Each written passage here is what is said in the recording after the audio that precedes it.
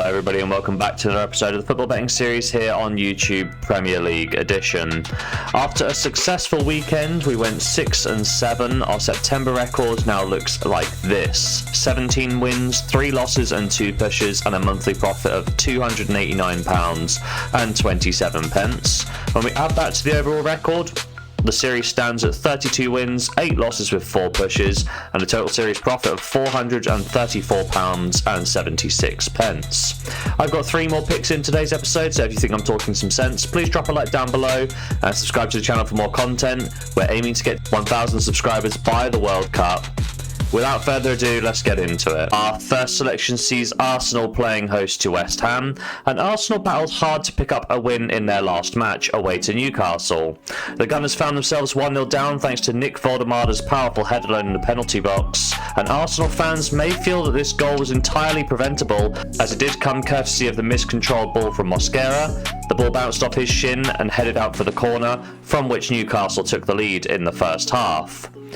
Now, Newcastle held the leads going into the interval, and they managed to hold on to this advantage for the longest of time, despite a lot of pressure from the Gunners. However, this pressure would tell thanks to some key contributions from 2 substitutes.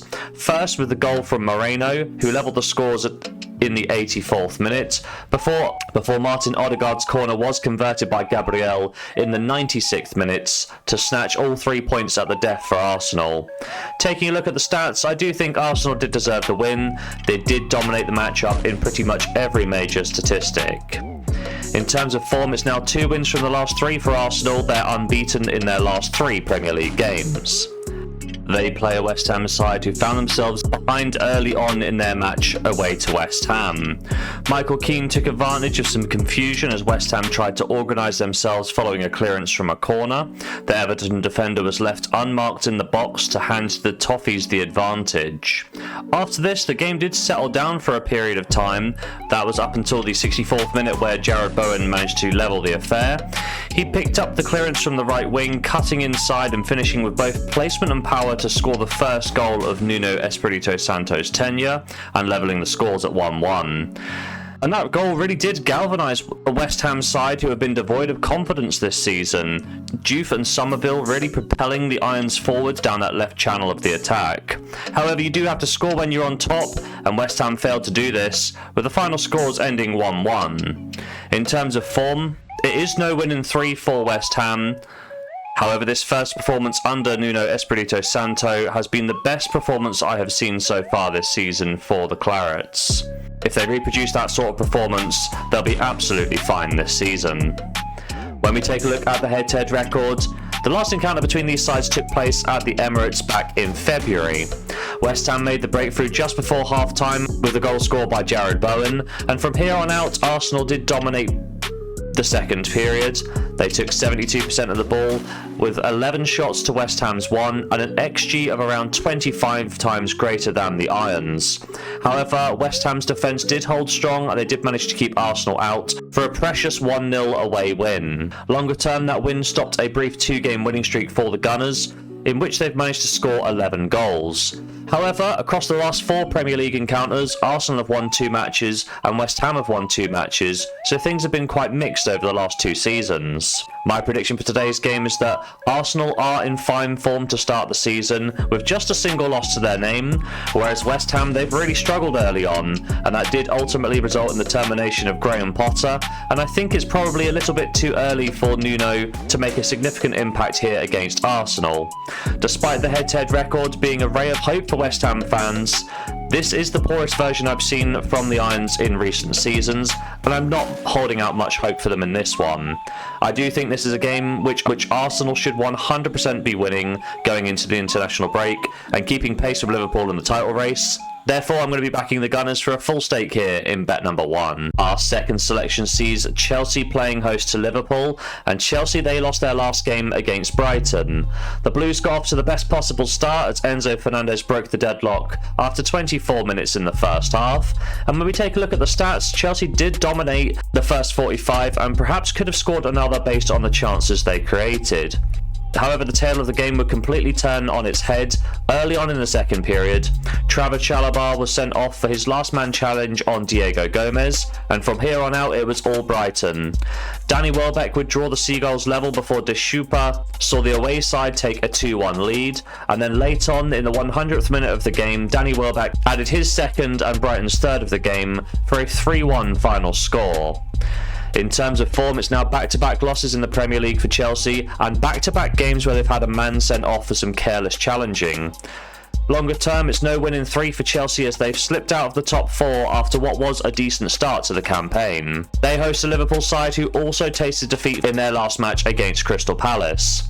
Ismail Assar got the hosts off to a strong start with his goal in the 9th minute, and Liverpool may consider themselves lucky not to have conceded a few more in that first half. They were very much kept in the game thanks to the fantastic goalkeeping of Alisson. As we can see from the first half stats, Crystal Palace had 10 efforts, 4 big chances and an XG of 2.07, and that's all despite having only 29% of the possession. However, Liverpool would turn it on in the second half, and it was the Reds that began to dominate the numbers in the second 45. So perhaps it was no great shock when Chiesa netted the equaliser late on in the game, something which has been a bit of a specialty for this Liverpool side this season. However, Crystal Palace would not be discouraged, and Eddie Nketiah would restore the hosts' leads with the final kick of the game. His fantastic 2-touch finish in the 97th minute saw them restore their advantage, with the final scores ending 2-1. In terms of form, that is Liverpool's first loss of the season, breaking a run of 5 straight wins to open the campaign. When we take a look at the head-to-head record, the last encounter between these sides took place in May, where a Liverpool side who had already won the title visited Chelsea at Stamford Bridge. The hosts were 1-0 ahead thanks to an Enzo Fernandez goal in the 3rd minute, and this lead would be doubled thanks to Jarrell Quansah's own goal early on in the second period. Virgil van Dijk gave Liverpool a faint hope of a comeback with his goal in the 85th minute, but Cole Palmer's stoppage time penalty would settle the matter, 3-1 Chelsea the final score. This result was a bit meaningless for Liverpool in the title race as they had already secured the league. However, this was a big 3 points for Chelsea, saw them secure Champions League football with games in hand. What's more for Chelsea is that win actually broke a 7-game unbeaten run for Liverpool over Chelsea in the Premier League. My prediction for today's game is that both sides come into this match off a loss and a performance where they perhaps weren't at their best.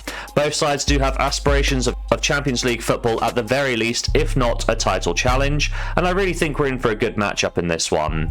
I think that both sides have a strong attacking talent, but they're a little bit wanting at the back, so for me it makes sense to look at both teams to score. Chelsea have seen both teams to score in each of their last 3 Premier League matches and in 4 of their last 5. Whereas Liverpool, they've seen both teams to score in each of the last 2 and in 4 of their last 6 Premier League games to start this season. Taking a look at the head-to-head record, each of the last 4 Premier League encounters saw both teams to score, and when we focus on games at Stamford Bridge, we can see that this result has come in 3 of the last 4 meetings. Therefore, I'm going to back both teams to score for a full stake here in bet number 2. Our third and final pick in today's episode sees Wolves playing host to Brighton, and Wolves managed to get their season underway with their very first point of the campaign last time out against Spurs. Mohamed Kudus thought he gave Spurs the lead in the first half, but this was chalked off for offside, so both sides headed into the break level at 0-0. After that goalless first half, it was Wolverhampton that took the lead through Santiago Bueno. He was in the right place at the right time to tap in what was a weak pat away from goalkeeper Vicario. And this setback really did seem to take the wind out of Tottenham's sails, as they failed to muster a single shot on target until very late in the game. This shot on target would come in the 94th minute as João Palhinha curled a shot from the edge of the box past the goalkeeper to secure a vital point for Spurs. 1-1 the final score. In terms of form, that draw for Wolves is their first point of the season. It does break a 5-game losing streak for the West Midlands side. They really do seem to be missing last season's key players in Cunha and Aït-Nouri. They host a Brighton side who played Chelsea in their last matchup. Chelsea took a deserved lead into half-time, courtesy of Enzo Fernandez, but the game would be turned inside out when Trevor Chalobah was sent off for his last man challenge early on in the second period. Danny Welbeck got the party started with his equaliser before Deschupa, and then Danny Welbeck would score again for what was a comfortable 3-1 scoreline. In terms of form, that result for Brighton means it's 1 win, 1 draw and 1 defeat in their last 3 Premier League games. When we take a look at the head-to-head record between these sides, they last played back in May. Welbeck and Gruder found the net in a 2-0 win for the Seagulls at Molineux in fairly routine fashion. Longer term, that win extended a 7-game unbeaten streak for Brighton over Wolves. Last time Wolves managed to win against Brighton was back in December of 2021. Roman Saiss was the only goal scorer in a 1-0 win at the Amex. My prediction for today's game is that despite Wolves earning their first point of the season against Spurs, I've not been very impressed with how they've looked this year at all. Whereas Brighton have turned in some really good results against Manchester City and Chelsea in their opening 6 matches, and also the head-to-head record is in Brighton's favour. With all of that in mind, I'm going to be backing Brighton here, but for just a half stake in this one, in the final bet of today's episode. So there we have it, 3 picks in today's episode, starting off with Arsenal versus West Ham. We're going to be backing the Gunners to pick up a win at odds of 1.27, a £50 full stake to return £13.50. Also on the Saturday, Chelsea-Liverpool both teams to score, odds of 1.53, a £50 full stake to return £26.50. And wrapping up today's episode on the Sunday, Wolves versus Brighton, we're going to be backing the Seagulls to pick up an away win at odds of 2.08, a £25 half stake to return £27. So across the weekend, we're going to be risking £125 to hopefully pick up as much as £67 sterling. Will we do so? Well, there's only one way to find out, unless you tune to the next episode. But if you have made it to this point in the video, please drop a like down below and subscribe to the channel for more content. Don't forget to check out the continental picks in the pinned comment down below. And as always, have yourself a lovely day.